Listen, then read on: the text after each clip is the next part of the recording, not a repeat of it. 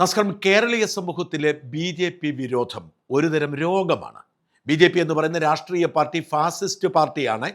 അതുകൊണ്ട് തന്നെ ആ പാർട്ടി തോൽക്കുക എന്നത് ജനാധിപത്യത്തിന് വിജയമാണ് എന്ന് കഠിനമായി തെറ്റിദ്ധരിച്ചിരിക്കുന്ന ഒരു സമൂഹമാണ് കേരളത്തിലേത്. ബി.ജെ.പിയുടെ നയങ്ങളോട് വിയോജിപ്പുണ്ടാവാം, ബി.ജെ.പിയുടെ ഏകാധിപത്യ പ്രവണതകളോട് വിയോജിപ്പുണ്ടാവാം. പക്ഷേ ഇന്ത്യൻ ജനാധിപത്യ പ്രക്രിയയുടെ ഭാഗമായി ജനങ്ങൾ തെരഞ്ഞെടുത്ത് കഴിഞ്ഞ 12 വർഷമായി രാജ്യം ഭരിക്കുന്ന പാർട്ടിയാണ്. വലിയ ഭൂരിപക്ഷത്തിൽ അധികാരത്തിൽ എത്തിച്ചിരിക്കുന്ന പാർട്ടിയാണ്. ആ മോദി 12 വർഷം രാജ്യത്ത് ഭരിച്ചിട്ട് ഇവരൊന്നും പറയുന്ന ഒന്നും സംഭവിച്ചില്ല. എന്നിട്ടും കേരളത്തിൽ ന്യൂനപക്ഷങ്ങൾക്കിടയിൽ ഭീതി സൃഷ്ടിച്ച് ബി.ജെ.പി. അകറ്റി നിർത്തുന്ന ഒരു പ്രവണത, ആ പ്രവണത മാത്രമാണ് പലപ്പോഴും ഇവിടെ തെരഞ്ഞെടുപ്പിന് മാനദണ്ഡം. പക്ഷെ അത്തരം പരിമിതികളെ മറികടക്കാൻ ബി.ജെ.പിയുടെ ദേശീയ നേതൃത്വത്തിന് നല്ല നിശ്ചയമാണ്. അവരങ്ങനെയാണ് പടിപടിയായി ഓരോ സംസ്ഥാനം പിടിച്ചുകൊണ്ടുവന്നത്. ഇക്കുറി അവരുടെ ലക്ഷ്യം ബംഗാളായിരുന്നു. ബംഗാളിൽ അസാധാരണമായ വിജയം ബി.ജെ.പി. നേടിയിരിക്കുന്നു. ബംഗാളിൽ മമതാ ബാനർജി ഒരിക്കലും അധികാരം വിട്ടൊഴിയുമെന്ന് കരുതിയില്ല.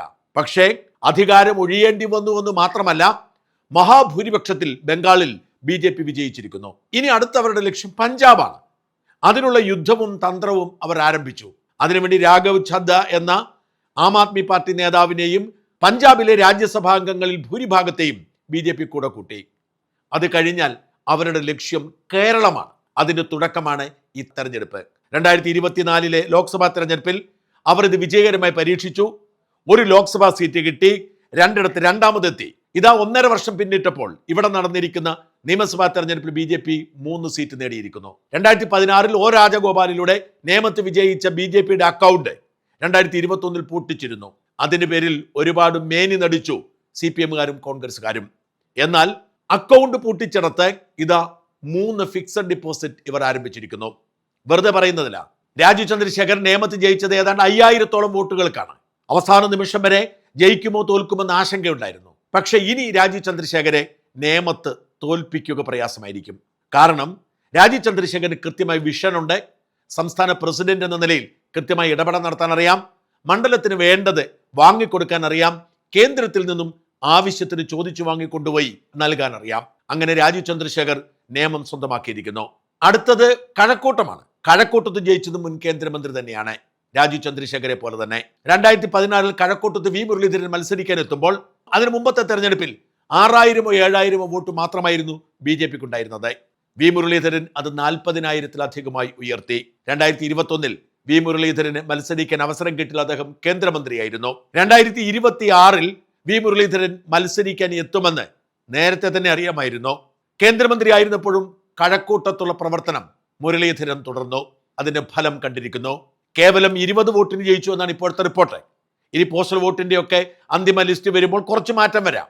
അങ്ങനെയെങ്കിൽ 20 വോട്ടിനാണ് വിജയിച്ചതെങ്കിൽ ഇപ്പോൾ പുറത്തു പറയുന്നത് പോലെ ഈ നിയമസഭയിലെ ഏറ്റവും ഭാഗ്യം ചെയ്ത വിജയി വി മുരളീധരനായിരിക്കും.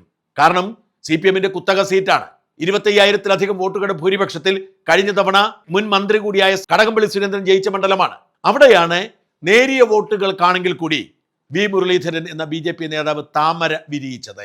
കഠിനാധ്വാനത്തിന്റെ ഫലമാണ് വി മുരളീധരന്റെ MLA സ്ഥാനം. മുരളീധരൻ ജയിക്കുന്നതിന് മുൻപ് എല്ലാവരെയും അത്ഭുതപ്പെടുത്തിക്കൊണ്ട് കൊല്ലം ജില്ലയിലെ ചാത്തന്നൂരിൽ BB ഗോപകുമാർ വിജയിക്കുന്നു. ഗോപകുമാർ ബി.ജെ.പിയുടെ അറിയപ്പെടുന്ന നേതാവേ അല്ല. VV രാജേഷ് ഈ മേയർ തെരഞ്ഞെടുപ്പിന് ശേഷം എങ്ങനെ അറിയപ്പെട്ടുവോ അങ്ങനെ ഈ നിയമസഭാ തെരഞ്ഞെടുപ്പിന് ശേഷം മാത്രം അറിയപ്പെടേണ്ട ആളാണ് BB ഗോപകുമാർ. ഒരു പ്രാദേശിക നേതാവാണ് അദ്ദേഹം. പക്ഷേ എങ്ങനെയാണ് ഒരു പ്രാദേശിക നേതാവ് ഒരു മണ്ഡലത്തിൽ കേന്ദ്രീകരിച്ച് പ്രവർത്തിച്ചാൽ ഫലമുണ്ടാക്കുന്നത് എന്ന് തെളിയിച്ചു തന്നിരിക്കുകയാണ്. ചാത്തന്നൂർ കേന്ദ്രീകരിച്ച് പ്രവർത്തിക്കുകയായിരുന്നു ഗോപകുമാറിന്റെ ജീവിതശൈലി. പഴയൊരു കോൺഗ്രസ്സുകാരനാണ്. പക്ഷേ 2011 മുതൽ അദ്ദേഹം അവിടെ മത്സരിക്കുന്നു. 11 മത്സരിച്ചപ്പോൾ കിട്ടിയതിനേക്കാൾ കൂടുതൽ വോട്ടുകൾ 16 മത്സരിച്ചു. പിന്നീട് 21 മത്സരിച്ച് രണ്ടാമനായി.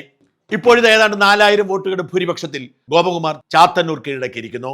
നോക്കൂ, 2016 തുറന്ന അക്കൗണ്ട് 2021 പൂട്ടിച്ച ബി.ജെ.പി.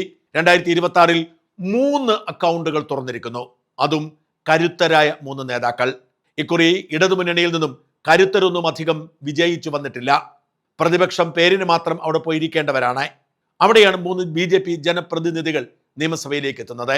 34 പേരുള്ള ഇടതുമുന്നണിയേക്കാൾ പ്രബലരായിരിക്കും 3 കരുത്തരായ നേതാക്കളുള്ള ബി.ജെ.പി. എന്ന് തീർച്ച. യഥാർത്ഥ പ്രതിപക്ഷത്തിന്റെ കർമ്മം നിറവേറ്റി അടുത്ത തവണ കേരളത്തെ ഞെട്ടിക്കാനുള്ള നീക്കം തന്നെയായിരിക്കും BJP നടത്തുന്നത്. BJPയുടെ നീക്കം വെറുതെയായില്ല. പാലക്കാട് തോൽവി ചോദിച്ചു വാങ്ങിയതാണ്.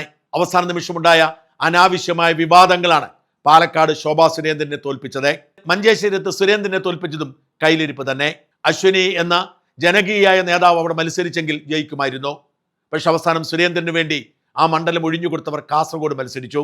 എന്നിട്ടും പലതവണ അവർ മുമ്പിലെത്തുകയും വിജയപ്രതീക്ഷ പുലർത്തുകയും ചെയ്തു.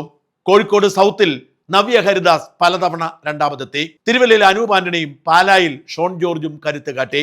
അങ്ങനെ BJP പല മേഖലകളിലും കരുത്തു തെളിയിച്ച് ഇക്കുറി വലിയ മുന്നേറ്റം നടത്തിയിരിക്കുന്നു. 3 സീറ്റുകൾ നേടി അവർ ചരിത്ര വിജയത്തിലേക്ക് നടന്നു കയറിയിരിക്കുന്നു. ഇനി കേരളത്തിൽ BJP കളത്തിലിറങ്ങി കളിക്കും. പക്ഷെ അവരുടെ ടാർഗറ്റ് അവർ ശരിയാക്കിയെടുക്കണം. കേരളത്തിൽ BJP വളരണമെങ്കിൽ അവർ ഹിന്ദു പാർട്ടിയായി CPM-നെയാണ് ടാർഗറ്റ് ചെയ്യേണ്ടത്. കോൺഗ്രസിനെ ടാർഗറ്റ് ചെയ്തിട്ട് ഒരു കാര്യവുമില്ല എന്ന് ഈ തെരഞ്ഞെടുപ്പ് ഫലമെങ്കിലും അവരെ ബോധ്യപ്പെടുത്തട്ടെ. ന്യൂനപക്ഷ വോട്ടുകളുടെ പിന്തുണയോടെ UDF അജയ്യരായി മുന്നേറും. CPM-നെ നേരിട്ട് ടാർഗറ്റ് ചെയ്ത് മാത്രമേ BJPക്ക് വളരാൻ കഴിയൂ. ഇനി അമിത്ഷാ നേരിട്ടെത്തി ക്യാമ്പ് ചെയ്ത് അടുത്ത തെരഞ്ഞെടുപ്പിൽ ഇവിടെ അട്ടിമറി നടത്തിയാലും അതിശയിക്കേണ്ടതില്ല.